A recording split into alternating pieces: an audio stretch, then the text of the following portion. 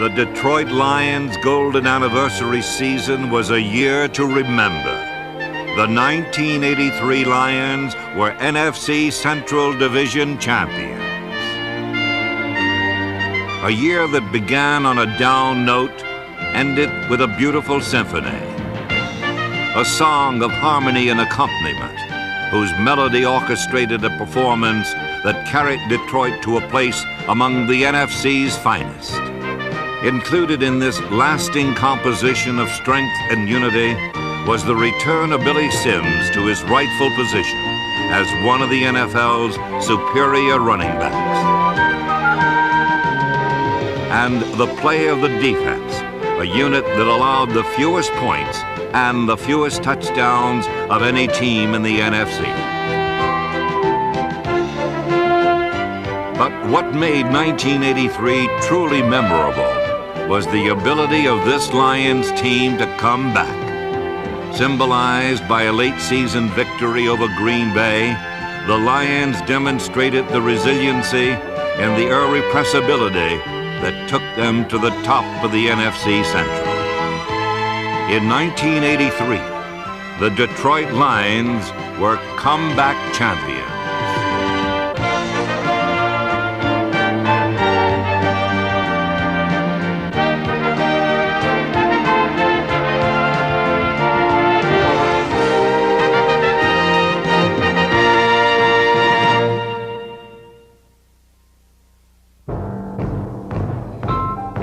The 1983 season began in Tampa, and it was here that the Lions defense first flexed the muscles that would define its play all year long.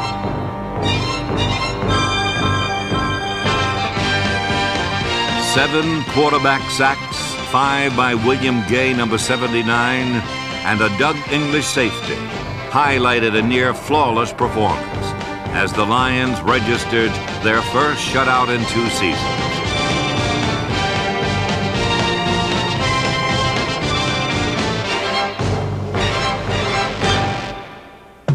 A shootout in the Silverdome followed, and despite over 400 yards of offense, Detroit fell to Cleveland 31-26.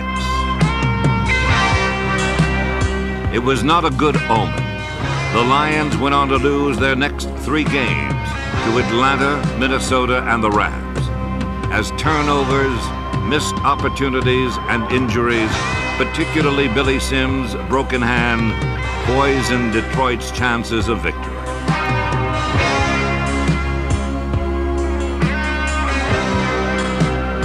To cap the skid, Eric Dickerson rushed for 199 yards, and Detroit had lost its 4th straight. The opening day win was now nothing but a memory that had long since faded into the darkness of a 1-4 record.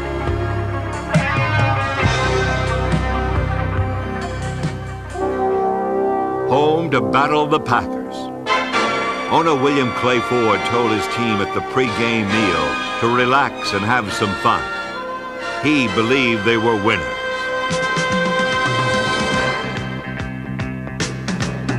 Ford's words proved prophetic. 3 James Jones scores and a turnover each by the 3 starting linebackers, Gary Cobb, Ken Fantetti, and Jimmy Williams, ended the competitive phase of this contest early in the 3rd quarter.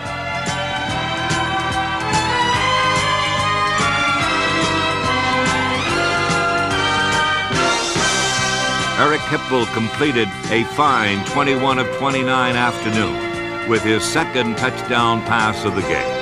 Hipple back to throw, lofts it up left side, Leonard Thompson open, got it at the 10, touchdown Leonard Thompson.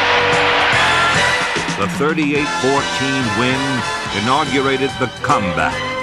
It continued in full force the next week against Chicago with the return of Billy Sims. Give to Billy off the right side, hit in the backfield by Hampton, but fights his way forward and goes in for the touchdown. You talked about strength and quickness. Billy showed strength on that one because he was hit at the 2-yard line, took it in for the touchdown, and I tell you, he's excited as anyone in the stadium right now. The normally reserved Sims was sky high. It was as if he could see the future and knew it was good. The present was bountiful as well. An Eric Hipple to Dexter Bussey touchdown in the first half was matched by a Gary Danielson score to Ulysses Norris in the second.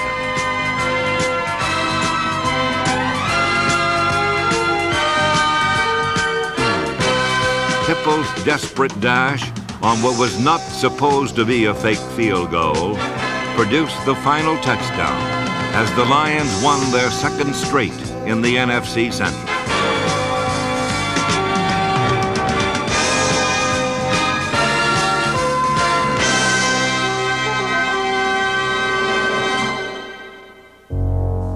The comeback suffered a setback in the rain at Washington, but that did not derail the Lions Express. In the rematch with the Bears, a first-time starter and a rookie helped vault Detroit to victory. Cornerback Bruce McNorton, in his initial pro start, intercepted the first pass thrown his way, while rookie wide receiver Jeff Chadwick caught his first NFL touchdown pass.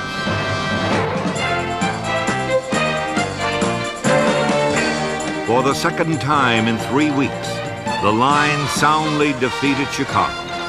The early season disappointment had given way to a mid-season revitalization behind a profusion of big plays.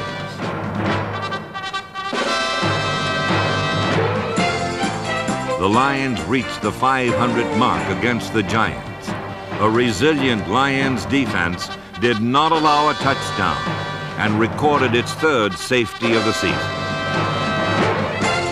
The 15-9 victory was Detroit's fourth in its last 5 games. The Lions had turned their season around.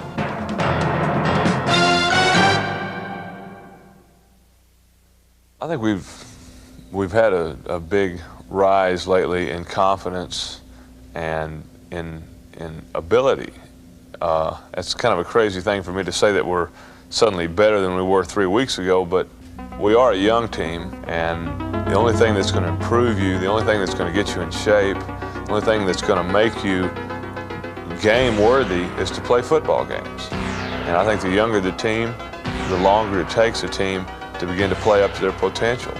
I really feel like the talent's here, the coaching's here, and if we can achieve a level of maturity to play with fewer mistakes than anyone else and to play with a lot of confidence week after week, no big highs, no big lows, I feel like we can definitely be a contender in the whole NFL.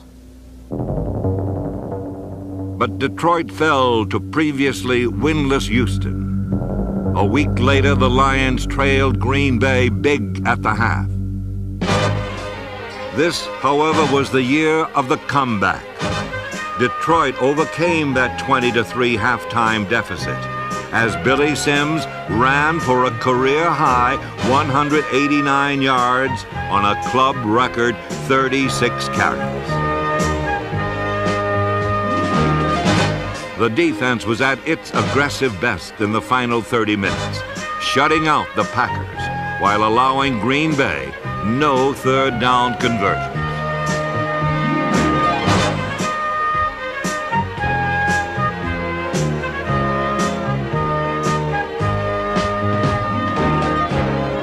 The Lions came all the way back on a Hipple touchdown strike in the fourth quarter, and then completed the coup in overtime. Eddie Murray to win it. The kick is up. This one's in that direction, and this one is good.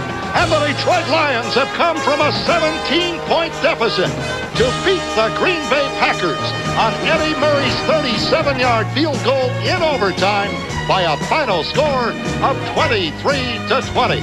What a great comeback for the Lions, and they're back in the race in the Central Division. It was the first in a 3-game stretch that saw the Lions race to the top of the NFC Central. Thanksgiving Day against Pittsburgh, Billy Sims' third straight 100-yard day was the catalyst in an awesome Detroit performance.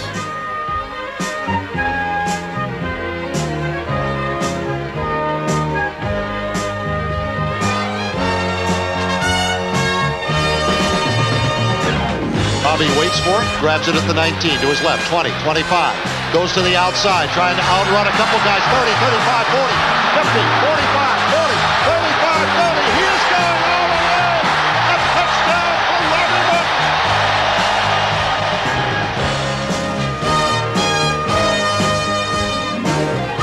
Martin. Minnesota was the third victim as the defense sacked Steve Dills 7 times and did not allow a touchdown for the 10th consecutive quarter.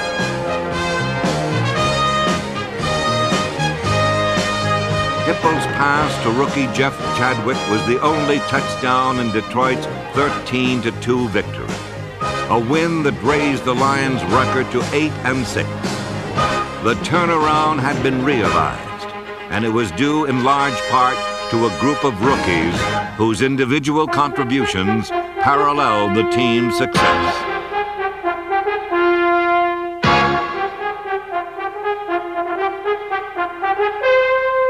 Jeff Chadwick was an undrafted free agent whose acrobatic receiving skills earned him a starting spot by season's end.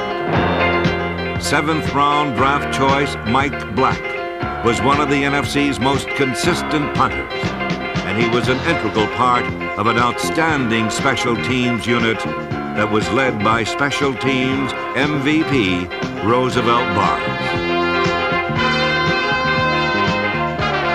Mike Kofa came in the 3rd round, and his exceptional physical ability inspired the kind of praise heaped on the Taylors and Greens of the NFL.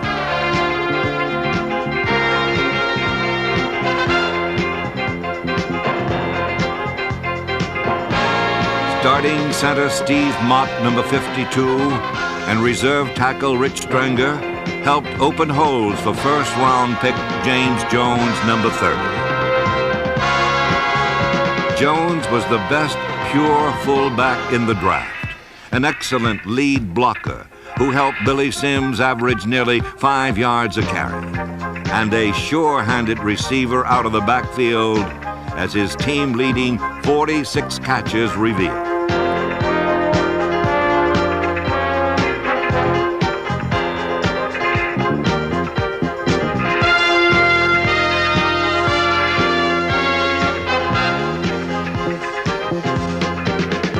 Jones is also a multi-dimensional runner, equally at home punishing defenders up the middle or dancing around them on the outside.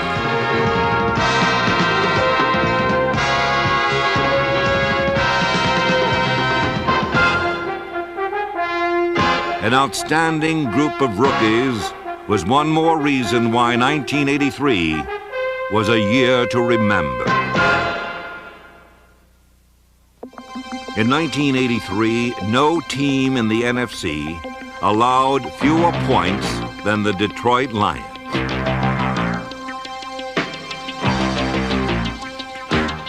Linebackers Ken Fantetti, Jimmy Williams, and Gary Cobb, number 53. The youngest secondary in the NFL, number 27, Bobby Watkins, William Graham, Alvin Hall, and Bruce McNaughton, number 29.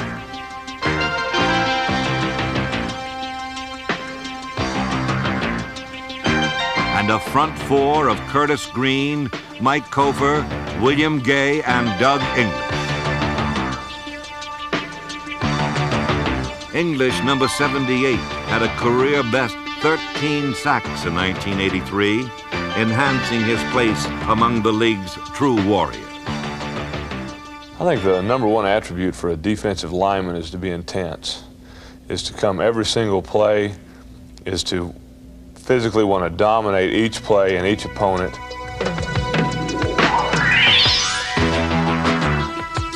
English's level of play is so consistently strong that he has become a perennial All-Pro, a fixture among the best defensive tackles in the NFL.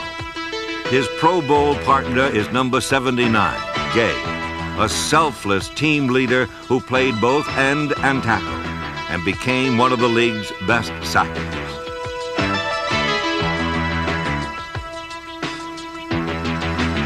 To get a sack, it has to be, it's art. That's what sacking's about, it's art. I use mostly my quickness and my agility to get past the offensive lineman. Defense, you're a step behind. You have to be over-aggressive. You have to attack this man. Keep taunting him, come at him, and then go.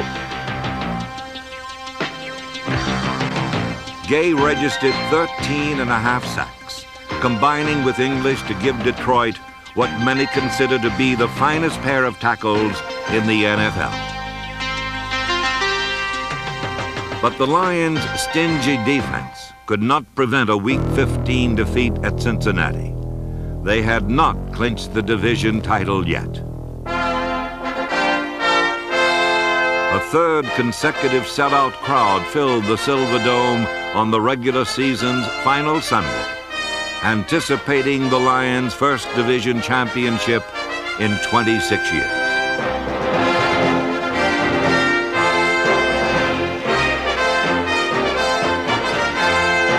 The dirty slate of a 1-4 start had been wiped clean. The comeback had come too far to be denied now.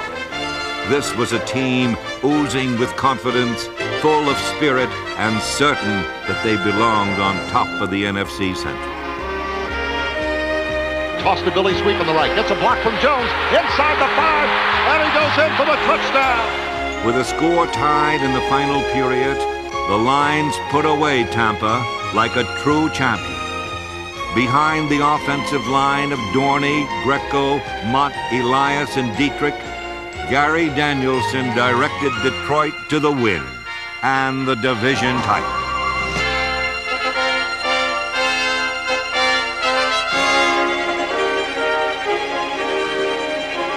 Geary back to throw. Against the blitz, they pick it up. Fires on the slant of the end zone. Touchdown, Jeff Chadwick. That's what Lion fans and the Lions wanted so badly, to go to the playoffs riding on the crest of a win, and that's what they're going to get today.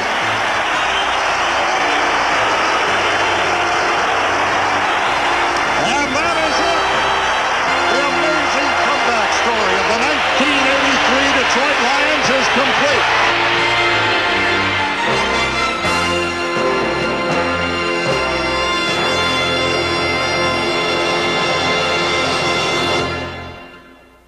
With starting quarterback Eric Hipple still sidelined, the Lions traveled to San Francisco for the NFC Divisional Playoff, riding a wave of 8 victories in their last 11 games.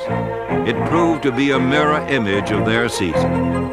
Plagued by turnovers and missed chances, the Lions fell behind, only to storm back.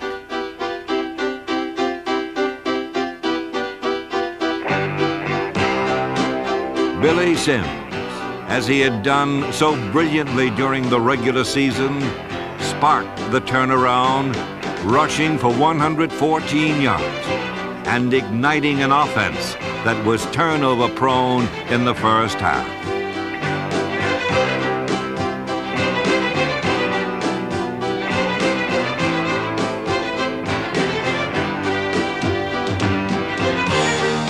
Sims scored twice in the fourth quarter. The first broke the ice, following 3 Eddie Murray field goals, won a playoff record 54-yarder, while number 20's second score put Detroit ahead 23-17. Here's a give to Billy. Quick trap up the middle. Touchdown, Detroit. Billy Sims. All right, Billy! With less than 5 minutes to go, Detroit is taking the lead. Where's Al Michaels, huh? Do you believe it? But Detroit would have to come back once more. A 49ers touchdown made it 24-23. Only 78 seconds remained in the game.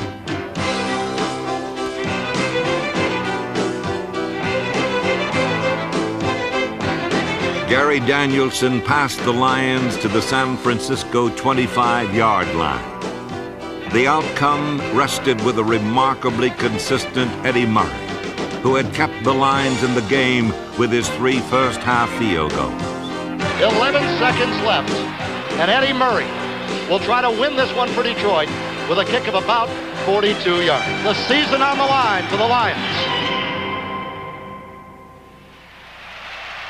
The snap is good. The hold is good. The kick is up, and it is wide to the right. It is wide to the right and no good. The Lions can't believe it. They cannot believe they have come this far, only to lose. I'll tell you one thing. This team never quit. You got to hand it to them. They've come a long way this year, and they did not quit. If it is truly possible to stand tall in defeat, then the 1983 Detroit Lions soared far above the crowd. Dangerously close to playoff elimination 5 games into the season, Monty Clark held his lines together, and Detroit charged to the division championship. Even when we were 1-4, I really felt good about our team and said, no one was listening much to me at that time, but I said this is the best team that we've had, and I've felt better about this team than any that we've had so far. From top to bottom, the Lions' 49-man roster was as solid as any in the conference. Detroit lost key players like Leonard Thompson, Billy Sims, and Keith Dorney for extended periods, and still had the depth and the character to win the division. A lot of people have the will to win, but not too many the will to prepare to win. But we've talked a lot about that, and they've worked hard, and so I think the character of the team has had a lot to do with it. In 1983, the Detroit Lions crossed that indefinable line that separates the good teams from the average teams. It was a year of unity, a year of strength, a year when the young Lions, maturing with every game, earned the respect of the entire NFL. The Lions' 50th season signaled a return to prominence, control of the NFC Central, a division championship, and a deserving place among the league's playoff elite. The 1983 Detroit Lions can proudly call themselves champions.